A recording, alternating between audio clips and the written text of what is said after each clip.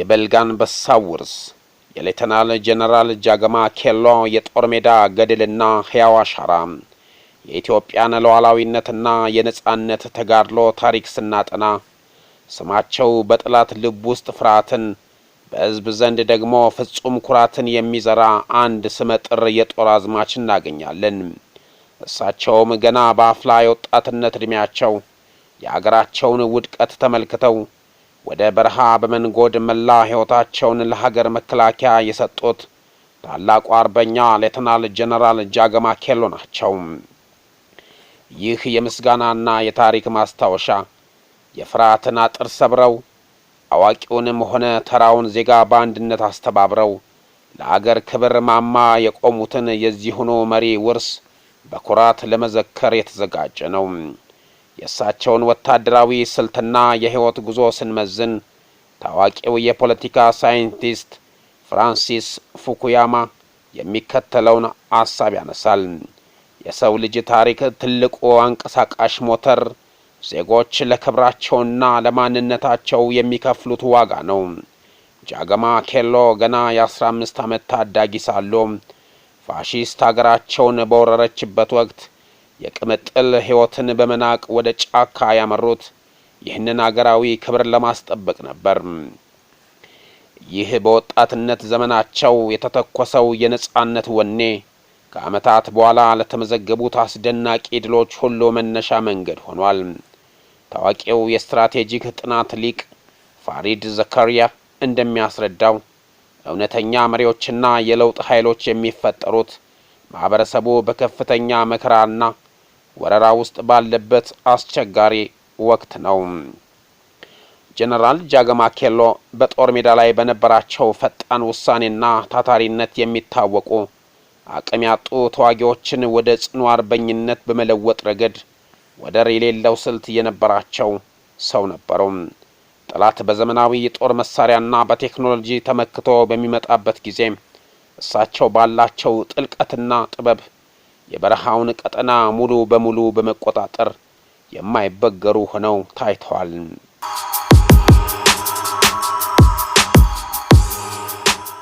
የጀነራል ጃገማ የጦር ሜዳ ውሎና ስልት የጠላትን ምሽግ የሚያፈራርስ ኃይል ነበረው።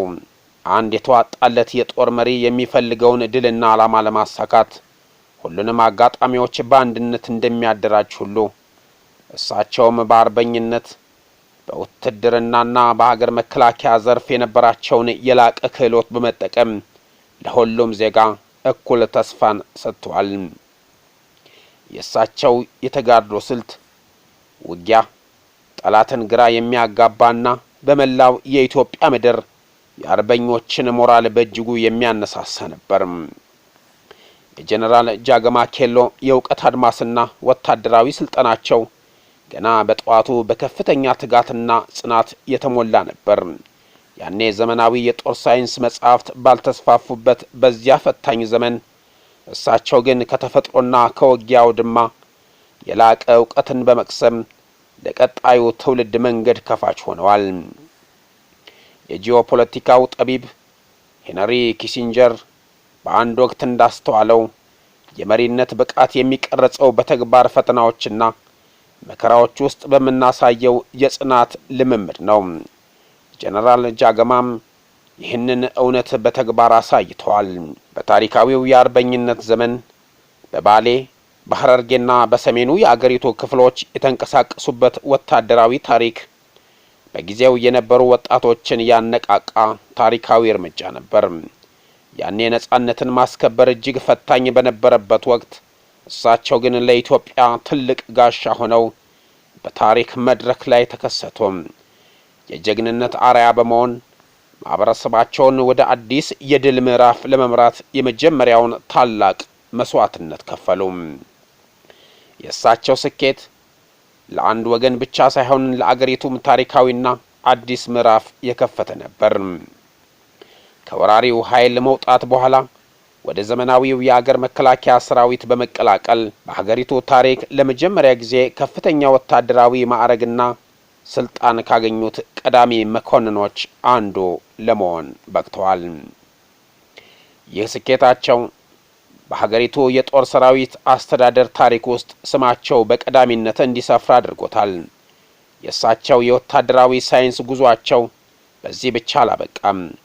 በተለያዩ ሀገራዊና ዓለም አቀፋዊ ወታደራዊ አካዳሚዎች በመሳተፍ ለትውልዱ የማይደበዝዝ የእውቀት ብርሃንነታቸውን አረጋግጠዋል። ታዋቂው የፖለቲካ ተንታኝ ፋሪድ ዘካሪያ እንደሚለው ጠንካራ ወታደራዊ ተቋም የአንድን አገር ጽኑ መዋቅር ለመገንባት የሚያስፈልግ ዋና ምሰሶ ነው።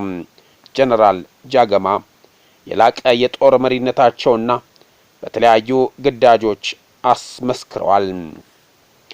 ከገጠር እስከ ዋና ከተማዋ አዲስ አበባ የነበራቸው ሕይወት ለአገርና ለወገን የተሰጡ ሙሉ አገልግሎትና የጽናት አሻራ ነው። ጉዟቸው በፈተናና በድል የተሞላ ነበር።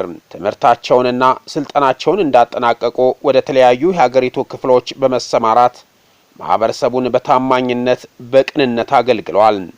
የውስጥ አመጾችን በመቀልበስና የሀገርን ሕልውና በማስከበር ረገድም ወደር የሌለው ሚና ተጫውተዋል።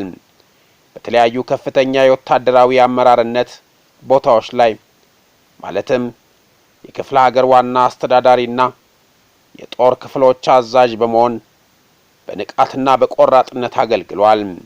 በተጨማሪም ማህበራዊ ትስስርን ለመገንባትና የህዝባቸውን ሰላም ለማስከበር ሌት ተቀን ደክመዋል። የታዋቂው የምጣኔ ሀብት ምሁር ጆሴፍ ስቲግሊትዝ ትንተና እንደሚያሳየው የአካባቢ መዋቅሮች መብትና ነጻነት ሲከበር የህዝቡ የልማት ተነሳሽነት ይጨምራል። ጀነራል ጃገማም የህዝብን ደህንነት ያስከበሩ መሪ ነበሩ።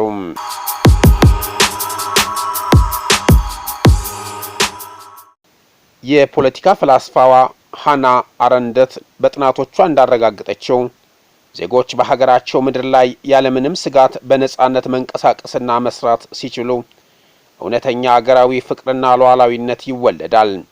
የጀነራል ጃገማም ራዕይ እያንዳንዱ ዜጋ በየትኛውም የአገሪቱ ክፍል የራሱ ቤት እንደሆነ እንዲሰማውና የጎጂ ኃይሎችን ተጽዕኖ ሰብሮ በአንድነት እንዲቆም ማድረግ ነበር። በአንድ ጠንካራ አስተዳደራዊ መዋቅር ስር መጠቃለል ማለት በአካባቢው ያሉ ማህበረሰቦች ማንነታቸው ይጠፋል ማለት ፈጽሞ እንዳልሆነ እሳቸው በተግባር ያሳዩ መሪ ነበሩ። በተቃራኒው በተለያዩ ብሔረሰቦች መካከል ለዘመናት የኖረውን ወንድማማችነት የደምና የባህል ትስስር ይበልጥ የሚያጠናክርና የሚያጎለምስ መሆኑን ያምኑ ነበር። ታዋቂው የሶሺዮሎጂ ሊቅ ሮበርት ፑትነም ማህበራዊ ካፒታል የሚገነባው ህዝቦች እርስ በርሳቸው በቅርበት በሚገናኙባቸውና በሚተባበሩባቸው የጋራ መዋቅሮች ውስጥ ነው ይላል። ይህ የአስተዳደርና የወታደራዊ መዋቅር የአንድን ወገን ብቻ የግል ንብረት ወይም መፈንጫ አይደለም። ይልቁንም የሁሉም እኩል መብትና እኩል ባለቤትነት የተረጋገጠበት የጋራ ታላቅ ቤት ነው። በዚህ ቤት ውስጥ ማንም በማንም ላይ የበላይ ሊሆን አይችልም። ማንም ሌላውን ሊገፋ ወይም ሊያገልል አይፈቀድለትም። የህግ ፈላስፋው ሞንተስኪው በእውነተኛ መዋቅር ውስጥ ሁሉም በህግ ፊት እኩል እንጂ አንዱ የአንዱ ጌታ ሊሆን አይችልም እንዳለው ጀነራል ጃገማም ይህንን እኩልነት በጦር ሰራዊት ውስጥ አስፍነዋል። ማንንም ዜጋ አግልሎ ጥሎ ወይንም አሳንሶ የሚመጣ እውነተኛ ሰላም በዓለም ታሪክ ውስጥ ታይቶም ተሰምቶም አይታወቅም። የወደፊት የጋራ ጉዟችን አንዱ ሌላውን በመጠራጠር በመፍራትና በጥርጣሬ አይን በመመልከት ላይ የተመሰረተ ሳይሆን የሁሉንም እኩልነትና ባለቤትነት በጽኑ መሰረት ላይ አረጋግጠን በጋራ መልማት ላይ ብቻ የተመሰረተ ነው። ሁሉን አቀፍ ተሳትፎ የሌለው መዋቅር የውስጥ ግጭትን ብቻ ነው የሚወልደው።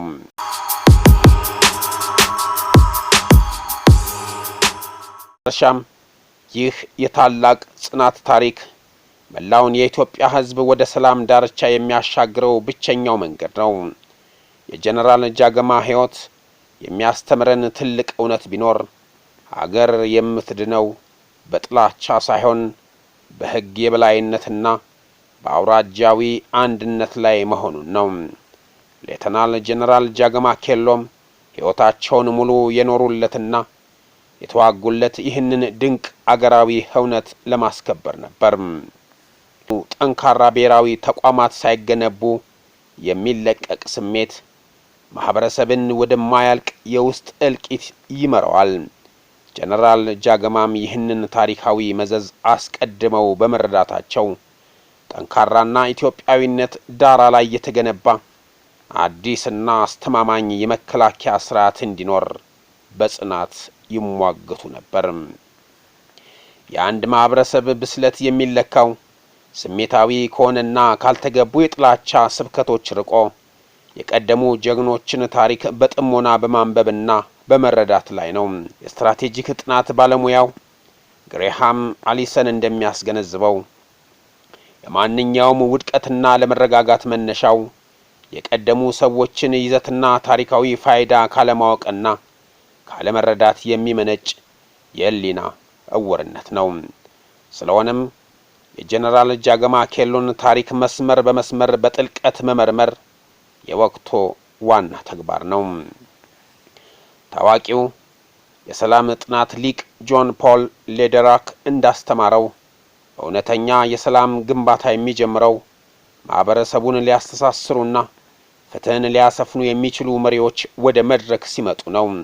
ሌተናል ጀነራል ጃገማ ኬሎም ይህንን የሰላምና የፍትህ ጥሪ በተግባር ያሳዩ የትውልድ መሪ ነበሩ። አገሪቱን በጥንታዊውና በጠንካራው መዋቅር ስር እንደገና ለመገንባት የተነደፈው ራዕይ የእሳቸውም ጽኑ ፍላጎት ነበር። ጀነራል ጃገማ ኬሎ ስለ ደግነታቸው፣ ስለ ቅንነታቸው፣ ስለ ታታሪነታቸውና ስለ ዓላማ ጽናታቸው መላው ህዝብ በአንድነት የሚመሰክርላቸው ታላቅ ሰው ናቸው። ትውልድም ዛሬም ሆነ ነገ ሊያመሰግናቸውና ሊያከብራቸው የሚገባ የታሪክን አቅጣጫ የቀየሩና የፍርሃትን ካባ አውልቀው የጣሉ የኦሮሞ ህዝብና የመላው ኢትዮጵያ ኩራት ናቸው። የዓለም አቀፍ ፖለቲካ ተንታኙ ዮቫል ኖህ ሐራሪ እንደጻፈው የሰው ልጅ ታላቅ ኃይል የሚመነጨው በጋራ ታሪክና ራዕይ ላይ በጋራ ማመን ሲችል ብቻ ነው። ሌተናል ጀነራል ጃገማ ኬሎም ይህንን የጋራ ራዕይ ይዘው በታሪክ መድረክ ላይ ብቅ ያለው ጠንካራና እንደ ፋና ብሩህ የሆኑ የማይደገሙ መሪ ነበሩ። ትግላቸውና ስማቸው በኢትዮጵያ ታሪክ ማህደር ውስጥ ለዘላለም በወርቅ ቀለም ተጽፎ ይኖራል። የቴፒዮን አይሻ ለመረጃውና ለጽሑፉ እናመሰግናለን። ሼልፍ ቲዩብ ነን። መርጠናና መሰግንም ለይተን አንተችም። አበቃን። ሰላም።